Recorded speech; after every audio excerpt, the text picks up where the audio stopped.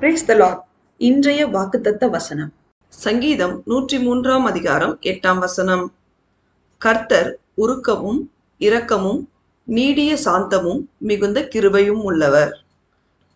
கிறிஸ்துவுக்குள் அன்பானவர்களே, சேனைகளின் கர்த்தராகிய இயேசு கிறிஸ்துவின் பிரியமான பிள்ளைகளாய் அவருடைய வார்த்தையின்படி கீழ்ப்படிந்து அவருடைய கற்பனைகளையும் கட்டளைகளையும் நியாயங்களையும் உத்தமமாய் கைக்கொண்டு நடக்கும் அவருடைய பிள்ளைகள் மீது அவர் உருக்கமும் இரக்கமும் நீடிய சாந்தமும் மிகுந்த கிருபையும் பேரன்பும் உள்ள தேவனாயிருக்கிறார்.